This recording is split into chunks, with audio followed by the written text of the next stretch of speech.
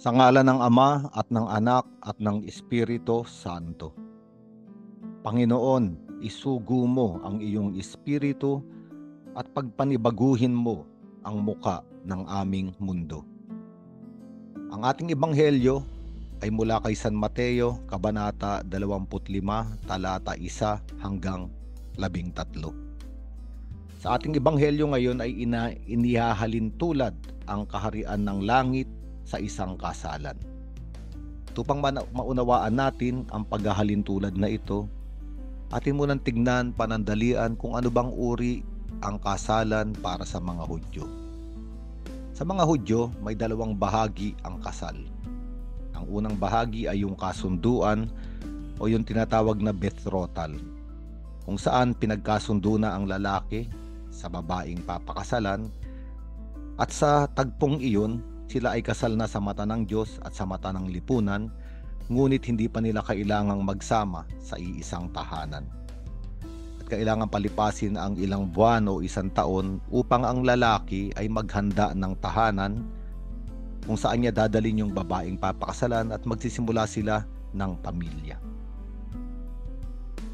At kapag dumating na yung tamang panahon, magkakaroon ng isang malaking piging sa bahay ng babae dahil doon pa siya nakatira, hindi pa sila nagsasama. At itong piging na ito ay hindi isang araw lang. Ito ay umaabot ng ilang araw. Minsan pa nga ay isang linggo. Kaya matagal ito. Hanggang dumating yung oras na kailangan ng dalhin ng lalaki yung babae doon sa bahay o sa tahanan na kanyang binuo.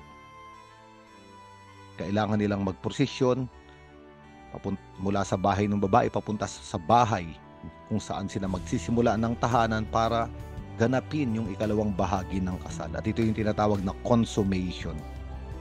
Gaganapin na yung kasal na sinimulan na ilang buwan o isang taon ng nakaraan.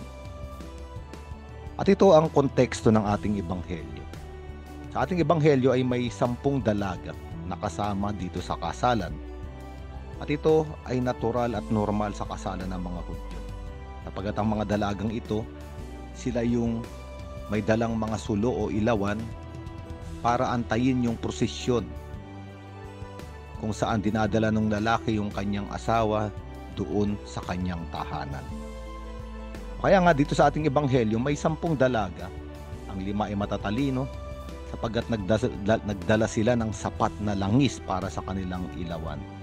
Ang 5 naman ay hangal sapagkat wala silang sapat na langis. Kaya nga naantala sa pagdating yung lalaking ikakasal at sila ay nakatulog. Ngunit nung hating gabi na may sumigaw, narito na ang lalaking ikakasal. Lumabas na kayo upang salubungin siya. Tinayos nila ang kanilang mga sarili, ang kanilang ilawan. Yung 5 matatalinong dalaga ay nakahanda sapagkat mayroon silang sapat na langis. Samantalang yung 5 dalagang hangal ay aandap-andap na ang ilawan sapagkat wala silang sapat na langis. Kaya nga nanghihingi sila sa mga kasama nila ngunit hindi sila nabigyan. Bakit hindi sila nabigyan? Sa simpleng paraan, kasi kapag ibinigay yung mga langis ng ibang kasama nilang babae, ang pwedeng mangyari ay lahat ay mag-aandap-andap ang ilawan.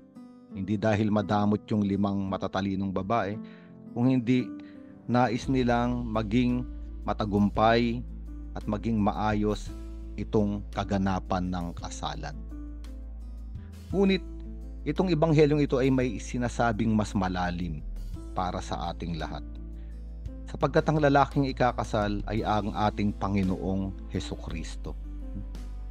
Kaya nga pag binasa natin yung ebanghelyo ni San Juan, lalo na ron sa ika-3 kapitulo, sinabi ni Juan Bautista, hindi ako ang lalaking ikakasal.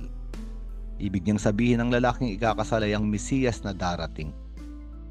Kaya nga si Hesukristo ang lalaking ikakasal. No? Sa Ingles, ang tawag sa kanya ay bridegroom. Kahit pa nga sa huling aklat ng Biblia, sa aklat ng pahayag o sa tinatawag na Book of Revelation, inilarawan doon yung huling panahon. At ang huling panahon ay isang kasalan din. At sabi nga ron sa aklat ng pahayag, ito ay ikakasal ang sangkatauhan sa kordero. Kaya nga ang ibig sabihin ng ebanghelyo sa araw na ito ay patungkol sa pagwawakas. Maaring pagwawakas ng panahon o maaari ring pagwawakas ng ating buhay dito sa mundo.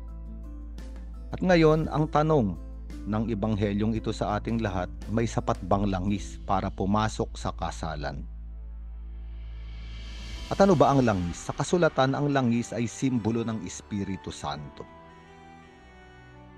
Kaya nga ilang beses inulit ni Hesukristo na siya ay nilukuban ng Espiritu Santo at siya'y pinahiran ng langis at isinugo.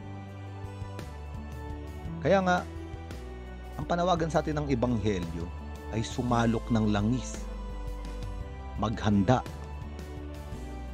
para sa pagdating ng lalaking ikakasal. Sa wakas ng ating buhay o sa wakas ng panahon, mayroon tayong langis upang makapasok sa kasalan. At ano ba ang langis? Ano ba ang Espiritu Santo na kailangan nating salukin araw-araw? At sa anong paraan? At paano natin makakamtan itong langis para sa ating ilawan? Ang langis para sa ilawan, sa gawa ng Espiritu Santo, sa lakas ng Diyos, ay langis na nagbibigay liwanag sa ating buhay. Kaya nga langis at ilawan. At ano ba ang nagbibigay liwanag sa ating buhay? Unang-una, ang Espiritu Santo ay kumikilo sa salita ng Diyos.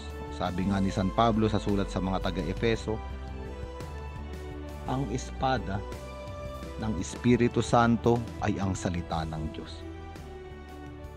Kaya nga ang taong sumasalok ng Espiritu Santo sa pamamagitan ng salita ng Diyos ay may dalang ilaw, may kaliwanagan.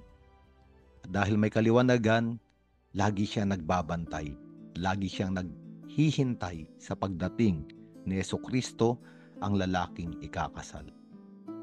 Kaya nga, ang sinasabi na itong ebanghelyo, maaring may panahon pa para mag-ipon ng langis. Araw-araw na panalangin, araw-araw na pagninilay ng salita ng Diyos, araw-araw na pagdalo sa banal na Eucharistia, araw-araw na pakikipag-usap sa ating Panginoon, araw-araw na pagtulong sa ating kapwa, araw-araw na paghingi ng tawad at pagpapatawad.